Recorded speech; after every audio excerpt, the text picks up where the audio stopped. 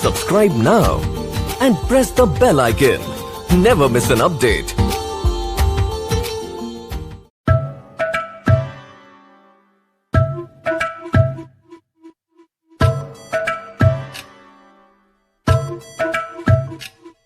Hello दोस्तों, नमस्कार, प्रणाम। मैं Sonu sir one day exam गुरु चैनल पर आप सभी का स्वागत करता हूं। तो आज के इस वीडियो में हम आपके लिए लेकर आए हैं वाक्य। क्या? वाक्य। तो दोस्तों, वाक्य किसे कहते हैं? वाक्य यानी जिसे इंग्लिश में कहते हैं सेंटेंस। तो दोस्तों, वाक्य किसे कहते हैं? यानी दो या दो से अधिक शब्दों के सार्थक मेल को, दो या दो से अधिक शब्दों के सार्थक मेल का जिसका सही अर्थ निकले उसे क्या बोलेंगे? वाक्य बोलेंगे। तो दोस्तों, आइए हम समझते हैं कि वाक्य कितने प्रकार के होते हैं। तो दोस्तों, वाक्य दो प्रकार के होते हैं।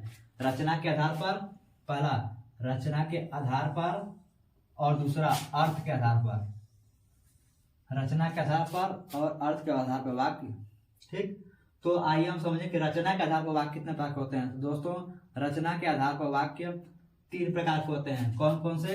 रचना के आधार पर वाक्य तीन प्रकार के होते हैं और अर्थ के आधार पर वाक्य 8 प्रकार के होते हैं। अर्थ के आधार पर वाक्य 8 प्रकार के होते हैं। कौन कौन से होते हैं? देखिए, रचना के आधार पर, रचना के आधार पर सरल वाक्य, रचना के आधार पर सरल वाक्य जिसे इंग्लिश में बोलेंगे सिंपल सेंटेंस। उसके बाद मिश्र वाक्य जिसे इंग्लिश में बोलेंगे कॉम्प्लेक्स सेंटेंस, और संयुक्त वाक्य यानी कंपाउंड सेंटेंस। रचना के आधार पर 3 वाक्य, सरल, मिश्र, संयुक्त। सरल, मिश्र और संयुक्त। रचना के आधार पर 3 वाक्य। और अर्थ के आधार पर 8 वाक्य। कौन कौन से? इच्छावाचक, इच्छावाचक वाक्य, निषेधवाचक वाक्य, प्रश्नवाचक वाक्य, संदेहवाचक वाक्य, संकेतवाचक वाक्य, विधानवाचक वाक्य, आज्ञावाचक वाक्य एवं विस्मयादिवाचक वाक्य। तो दोस्तों, इस प्रकार आपको 8 वाक्य मिल गए। अर्थ के आधार पर 8 वाक्य हो गए। ठीक है, तो आइए दोस्तों हम लोग समझते हैं कि अर्थ के आधार पर वाक्य के कितने भेद हैं। तो दोस्तों, अर्थ के आधार पर वाक्य के कुल 8 भेद हैं। कितने भेद हैं दोस्तों? 8 भेद। अर्थ के आधार पर वाक्य के कुल 8 भेद हैं। ठीक है, तो इनको हम लोग बारी बारी से एक एक भेद को डिफिनेशन से समझ लेते हैं, परिभाषा के माध्यम से समझ लेते हैं। तो दोस्तों, सबसे पहला वाक्य है इच्छावाचक वाक्य। क्या? इच्छावाचक वाक्य यानी जिस वाक्य में इच्छा, जिस वाक्य में इच्छा, शुभकामना, आशीर्वाद, आशा आदि के भाव प्रकट हो। यानी जिस वाक्य में इच्छा, शुभकामना, आशीर्वाद, आशा आदि के भाव प्रकट हो, इच्छावाचक वाक्य कहलाता है। दोस्तों, क्या क्या आता है? इच्छावाचक वाक्य में क्या आएगा? इच्छा का भाव प्रकट होगा, शुभकामना का भाव प्रकट होगा, आशीर्वाद का भाव प्रकट होगा और आशा का भाव प्रकट होता है। तो इन सब शब्दों का भाव जिस वाक्य में प्रकट होता है वे सभी वाक्य होंगे इच्छावाचक वाक्य होंगे। जैसे, मुझे आज बाहर जाने का मन है। मुझे आज बाहर जाने का मन है। तो इस वाक्य में आपको क्या समझ में आ रहा है? इच्छा जताई जा रही है, यानी आपको इच्छा प्रकट की जा रही है कि आज मेरा मन है बाहर जाने का। इसमें क्या है? इच्छा प्रकट हो रही है। और दूसरा वाक्य है नव वर्ष मंगलमय हो। नव वर्ष मंगलमय हो यानी आपको शुभकामनाएं दी जा रही हैं कि आपका नया साल मंगलमय हो, आपका नया साल अच्छा हो। अगला एग्जांपल क्या है? ईश्वर करे सब कुशल लौटे। ईश्वर करें सब कुशल लौटे। इसमें क्या भाव प्रकट हो रहा है आपको? इसमें आशा भी हो जा रहा है, यानी आशा का भी भाव प्रकट हो जा रहा है, या फिर इच्छा का भी बोल देंगे तो भाव प्रकट हो जा रहा है कि मतलब कि आप जहां कहीं भी जाएं, ईश्वर करे, भगवान करे कि आप सकुशल वापस लौट आए। अगला एग्जांपल है भगवान तुम्हें दीर्घायु करें। भगवान तुम्हें दीर्घायु करें। इसमें आशीर्वाद देने का भाव प्रकट हो रहा है। तो इस प्रकार इच्छावाचक वाक्य में इन सभी भाव प्रकट होते हैं। तो दोस्तों, आइए हम लोग अब अगला देखते हैं निषेधवाचक वाक्य। क्या? निषेधवाचक वाक्य जिसे हम लोग बोलते हैं निगेटिव सेंटेंस। तो दोस्तों नकारात्मक वाक्य किसे कहते हैं? तो दोस्तों नकारात्मक वाक्य में क्रिया यानी क्रिया न करने का भाव प्रकट हो। जिस वाक्य में कोई भी कार्य न किया जाए यानी उसका कार्य न करने का भाव प्रकट हो, या फिर कोई नकारात्मक शब्द वाक्य में प्रयोग किया गया हो। जैसे नकारात्मक शब्द क्या हो गया? नहीं। नहीं शब्द क्या हो गया? नकारात्मक होता है। तो या तो वाक्य में नकारात्मक शब्दों का प्रयोग किया गया हो, नहीं हो गया, मनाही हो गया, ठीक है। नकारात्मक शब्दों का प्रयोग किया गया हो या फिर कार्य न करने का बोध हो, तो वहां क्या होगा? नकारात्मक वाक्य यानी नेगेटिव सेंटेंस कहते हैं। इंग्लिश में उससे कहेंगे नेगेटिव सेंटेंस, ठीक है। उदाहरण के माध्यम से समझते हैं हम लोग। मुझे आज बाहर जाने का मन नहीं है। मुझे आज बाहर जाने का मन नहीं है। ये जो दोस्तों नहीं शब्द है क्या है? ये नहीं जो है नकारात्मक शब्द है। क्या है? नकारात्मक शब्द है कि मुझे आज बाहर जाने का मन नहीं है, ठीक है। और एक और एग्जांपल देखते हैं। जैसे हो गया बिजली कल तक नहीं आएगी। बिजली कल तक नहीं आएगी।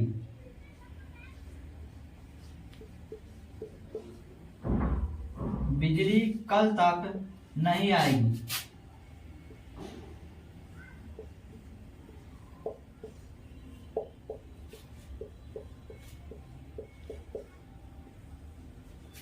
ठीक है। तो इसमें भी क्या आ गया? नहीं शब्द आ गया, नहीं नकारात्मक शब्द आ गया। ये भी क्या हो गया? निगेटिव सेंटेंस हो गया। एक और देख लेते हैं। जैसे हंसना मना है। हंसना मना है।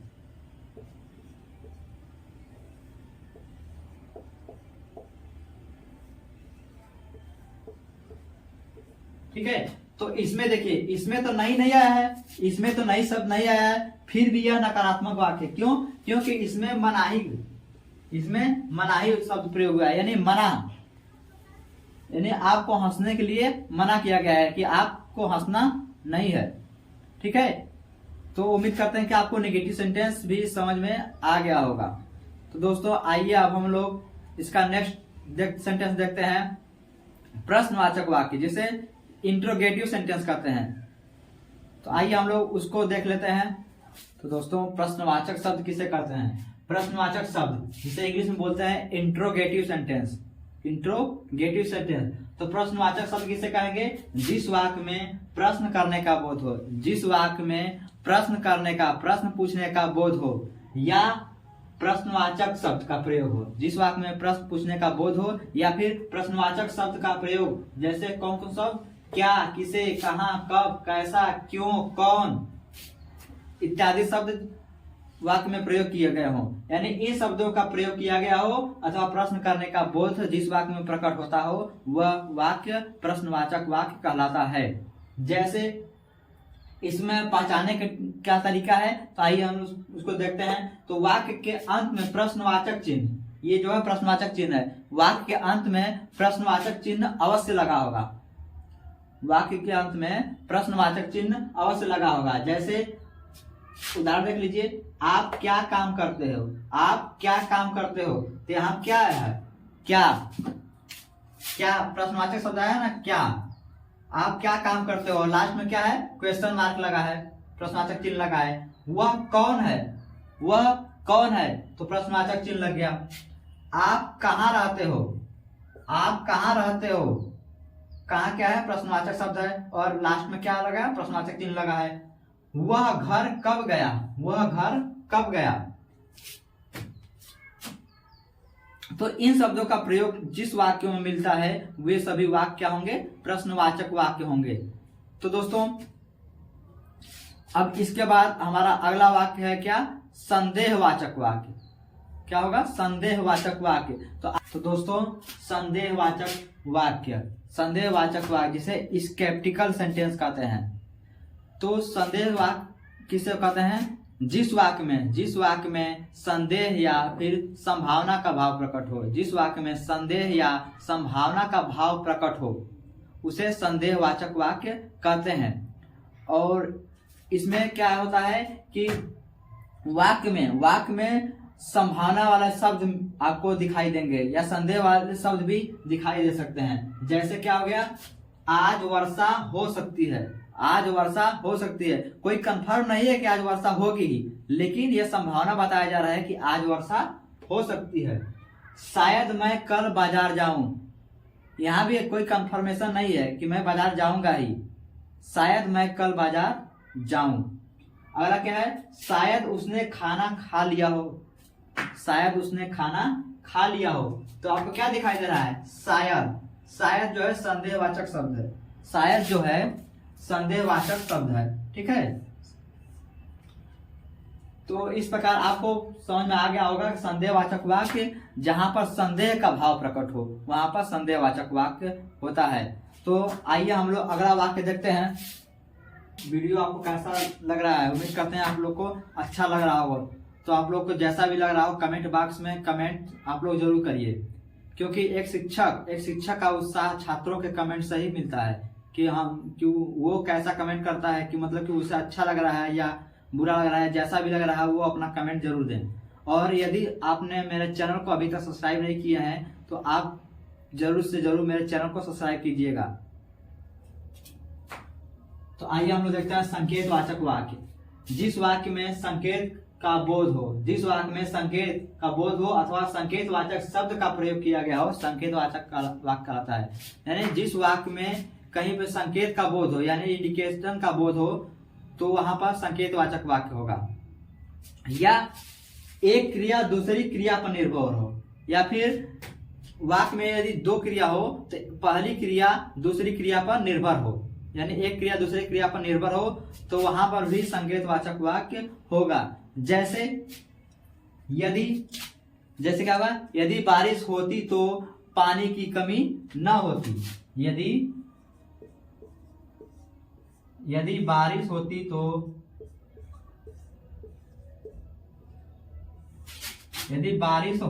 तो पानी की कमी नहीं होती।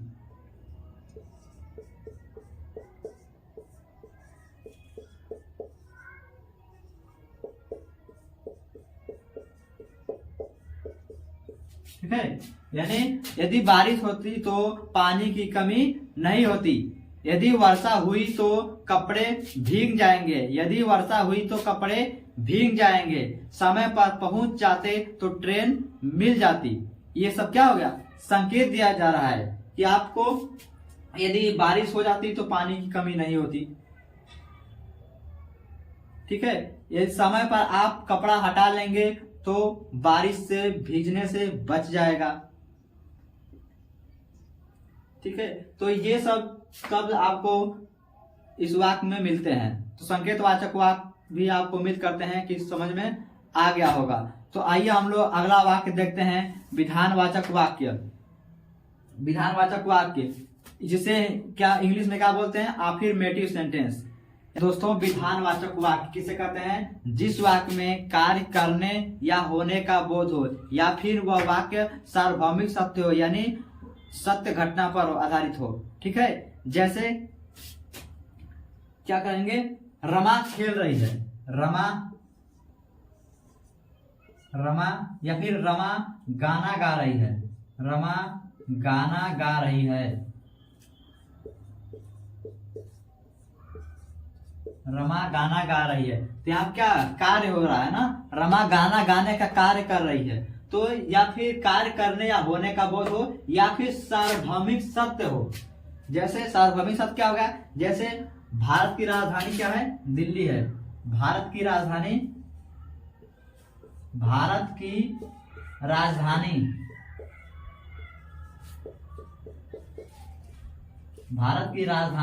दिल्ली है। राम मंदिर अयोध्या में बना है, राम मंदिर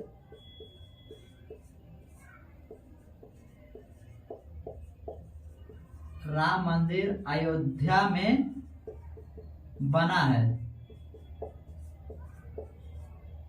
ठीक है, तो ये क्या हो गया, सार्वभौमिक सत्य हो गया। यानी कि आप भारत की राजधानी दिल्ली है यानी कहीं और नहीं बता सकते, यह क्या है, सार्वभौमिक सत्य है। और राम मंदिर कहाँ है, अयोध्या में बना है। राम मंदिर कहाँ बना है, अयोध्या में। यह बात भी पूरी तरह सत्य है। इसी को हम लोग बोलते हैं सार्वभौमिक सत्य। ठीक है, तो कार्य करने अथवा कार्य के होने का बोध हो या फिर सार्वभौमिक सत्य हो तो वह वाक्य क्या कहलाएगा? विधानवाचक वाक्य होगा। तो दोस्तों इसी के साथ हम लोग देखते हैं दो और वाक्य बचे हैं, उसको भी हम लोग देख लेते हैं। तो दोस्तों आज्ञावाचक वाक्य जिसे हम लोग इंपरेटिव सेंटेंस बोलते हैं। क्या बोलते हैं? Imperative sentence. यानी जिस वाक्य में आज्ञा, उपदेश, आदेश, अनुमति या फिर प्रार्थना करने का भाव प्रकट हो। जिस वाक्य में आज्ञा, उपदेश, आदेश, अनुमति या फिर प्रार्थना करने का भाव प्रकट हो तो वह वाक्य आज्ञावाचक वाक्य कहलाता है। जैसे आप बाहर जाओ, आप कक्षा से बाहर जाओ, इसमें क्या प्रकट हो रहा है? आदेश दिया जा रहा है कि आप कक्षा से बाहर चले जाओ। अगला उदाहरण है कृपया शोर न करें। तो इसमें क्या कहा जा रहा है? विनती की जा रही है कि कृपया आप शोर ना करिए, शांत रहिए। इसमें क्या करी जा रही है? प्रार्थना किया जा रहा है। एक गिलास दूध लाओ। इसमें क्या किया जा रहा है? आदेश दिया जा रहा है। तो जिस वाक्य में आज्ञा, उपदेश, आदेश, अनुमति, प्रार्थना आदि का भाव प्रकट हो वह वाक्य आज्ञावाचक वाक्य कहलाता है। ठीक है, तो उम्मीद करते हैं कि आपको आज्ञावाचक वाक्य भी समझ में आ रहा होगा। तो दोस्तों हम लोग अब देखते हैं अगला और अंतिम वाक्य है विस्मयादि बोधक वाक्य, जिसे हम लोग एक्सक्लेमेटरी सेंटेंस बोलते हैं। क्या बोलते हैं दोस्तों? Exclamatory sentence. तो आइए हम अब एक्सक्लेमेटरी सेंटेंस को भी परिभाषा के माध्यम से और उदाहरण के माध्यम से समझ लेते हैं।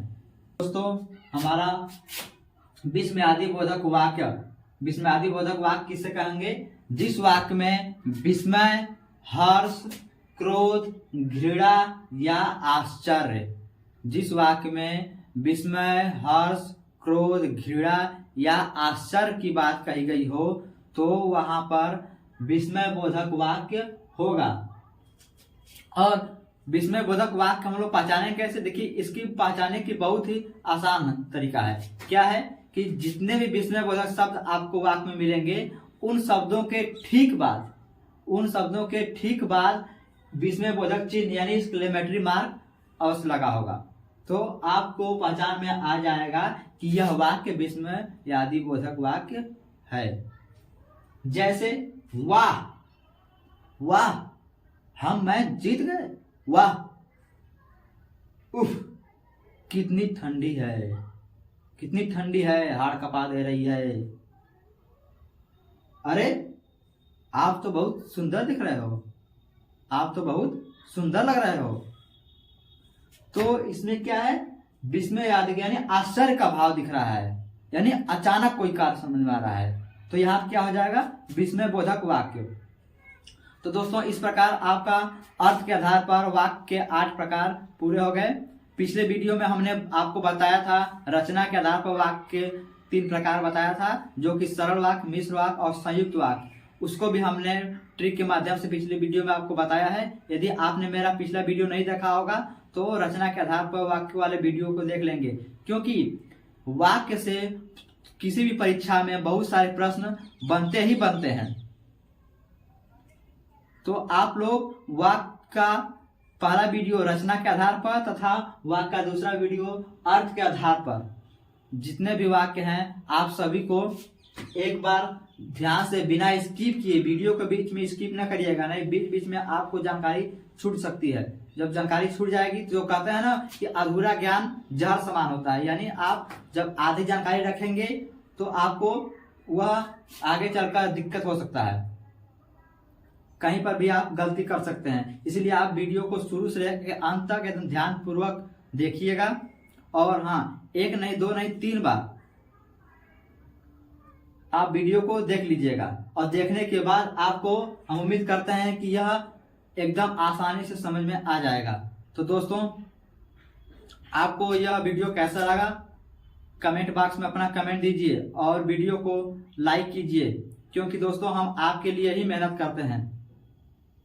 आप हमें लाइक करेंगे और मैं वीडियो का चैनल को सब्सक्राइब करेंगे और वीडियो को शेयर करेंगे तो उससे हमें खुशी मिलती है और हमें उत्तेजना मिलती है। आपको और भी नए नए ट्रिक के माध्यम से और भी अच्छी अच्छी चीजें हम आपको लिए लेकर आएंगे। तो दोस्तों आज की वीडियो को हम यहीं पर समाप्त करते हैं।